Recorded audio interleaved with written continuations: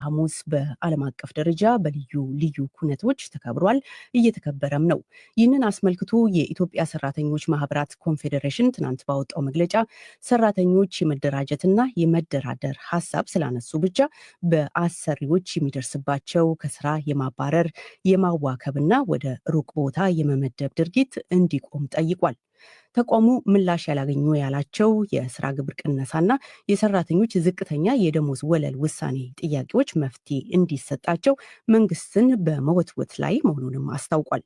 ሰለሞን ሙጬ ከአዲስ አበባ የኮንፌዴሬሽኑን ፕሬዚዳንት ካሳሁን ፎሎን አነጋግሮ ተከታዩን ዘገባ ልኮልናል።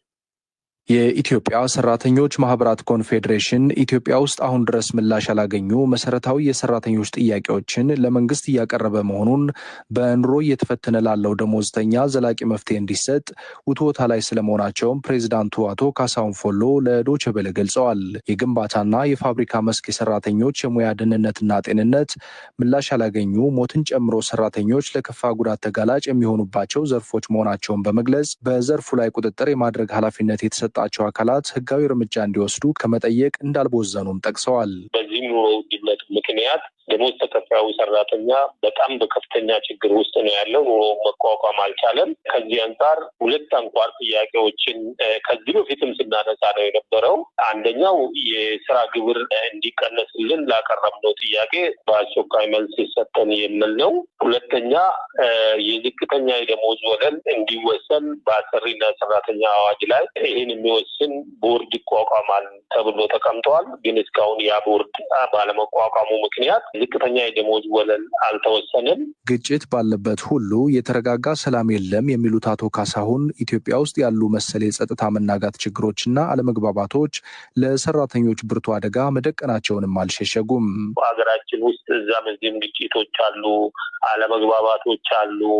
እነዚህን እንደ አጠቃላይ የነበሩ ቁርሾዎችን ፈቶ በጋራ እንደ ሀገር አብሮ ለመጓዝ አሁን የተጀመረ የምክክር ኮሚሽን አለ። ይህን የምክክር ኮሚሽን ተጠናክሮ እንዲቀጥልና ሁሉም ወገን ይህን ተሳትፎ እንዲያደርግ የበኩሉን ሚና እንዲጫወት የሚል ጥሪ አስተላልፈናል። በቅርቡ ለሕዝብ ተወካዮች ምክር ቤት የቀረበው የኢትዮጵያ አደጋ ስጋት ስራ አመራር ኮሚሽን ረቂቅ አዋጅ የመንግስትና የግል ድርጅት ሰራተኞች ከሚከፈላቸው የተጣራ የወር ደመወዝ ላይ ክፍያ እንዲፈጽሙ የሚያስገድድ ድንጋጌን ይዟል። ይህንን በመርህ ደረጃ እንደግፋለን ያሉት የኢሰማኮ ፕሬዚዳንት ካሳሁን ፎሎ በዚህ የኑሮ ውድነት አላፈናፍን ባለበት ወቅት ግን ሊተገበር አይገባም የሚል አቋም እንዳላቸውም አመልክተዋል። ይሄ አዋጅ መውጣቱ አስፈላጊና ወቅታዊም ነው። ነገር ግን በአሁኑ ሰዓት ካለው ኑሮ ውድነት አንጻር ሰራተኛውን ኑሮ ውድነት ስለሚያከብደው በእኛ ምንድነው ሰጀስት ያደረግነውም ወይም እያልን ያለ ነው።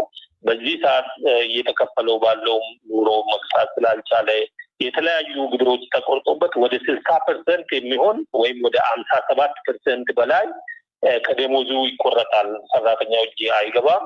በዚህ እጁ ላይ በምትገባው 40% ላይም ሌላ እንዲቆረጥ ካደረግነው ስለሚቸግር ወደፊት የሰራተኛው የኑሮ ሁኔታ እየታየ በሚኒስቴሮች ምክር ቤት ተወስኖ ወደ አዋጁ እንዲገቡ ወይም ደግሞ በዛ አዋጅ ውስጥ እንዲገቡ ቢደረግ ይሻላል። ይህ ስነ ስርዓት በኢትዮጵያ ለሰራተኛው መደብ ምን ያህል ተጨባጭ ፋይዳ ያለው መሆኑንም አቶ ካሳሁንን ጠይቀናቸው ምላሽ ሰጥተውበታል። ለሰራተኞቹ ውጤት የሚያመጣ አይደለም። በራሱ መሄድ የምናከብረው ያለፉ ለሰራተኞች ስታገሉ የነበሩትን ሰማዕታት ለመዘከርና ለሚቀጥለው ትግል ቃል ኪዳናችንን ለማድረስ ነው። ይህ የዓለም የሰራተኞች ቀን በኢትዮጵያ ሰራተኞች ማህበራት ኮንፌዴሬሽን ዋናው መስሪያ ቤት ቅጥር ግቢ ውስጥና በ8 ቅርንጫፍ ጽህፈት ቤቶች በውይይት እንደሚከበር 1,010,000 የተደራጁ አባላት አሉኝ ያለው ተቋሙ አስታውቋል።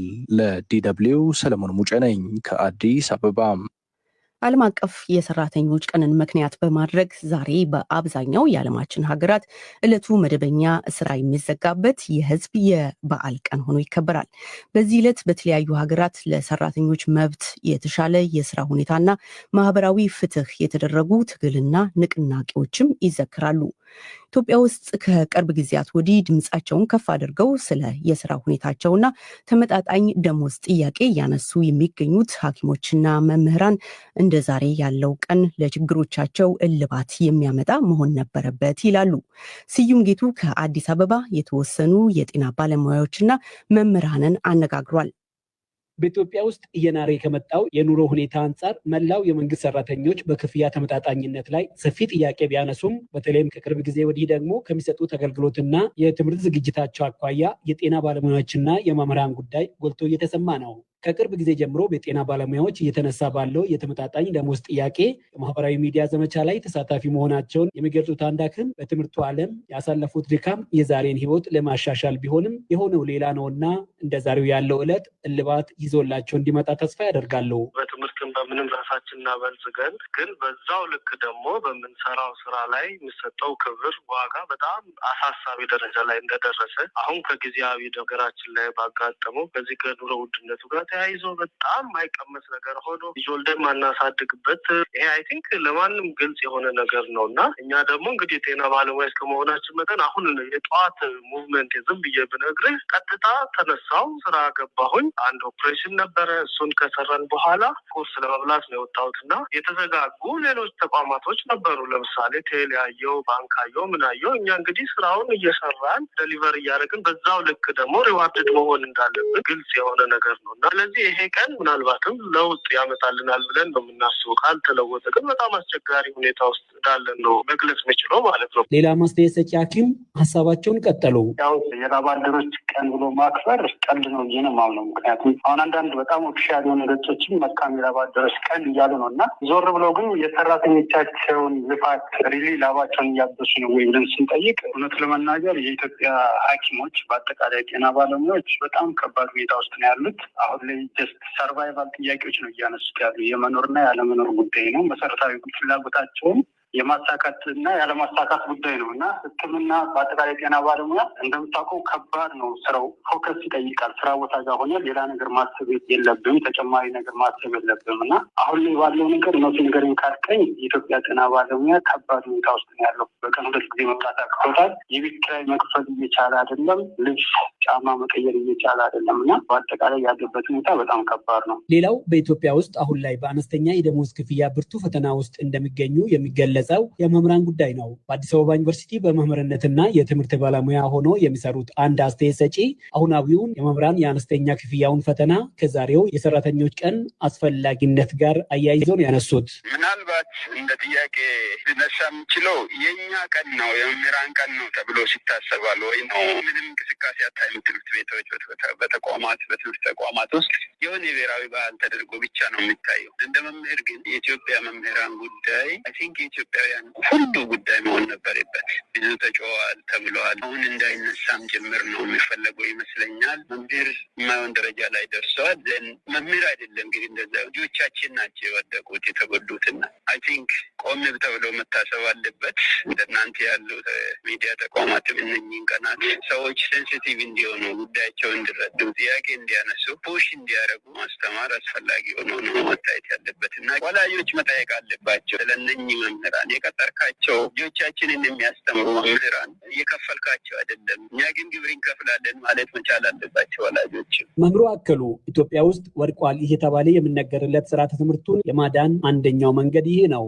በመመሪያ የምታስተካክለው አይደለም። ስርዓተ ትምህርት ስላስተካከልክ የሚስተካከል አይደለም። መምህሩ ከሰራ ብቻ ነው የሚስተካከል። የመምህርን ጥያቄ መመለስ የትምህርቱ ስርዓት ለውጥ ግንባር ቀደም ጉዳይ ነው መሆን ያለበት። ዛሬ የታወሰውን የሰራተኞች ቀን አስመልክቶ ትናንት መግለጫ የሰጠው የኢትዮጵያ ሰራተኞች ማህበር ኮንፌዴሬሽን መብታቸውን ለማስከበር በሚጠይቁ ሰራተኞች ላይ አሰሪዎች የሚያደርሱት ጫናና በደል እንዲቆም መጠየቁ ይታወሳል።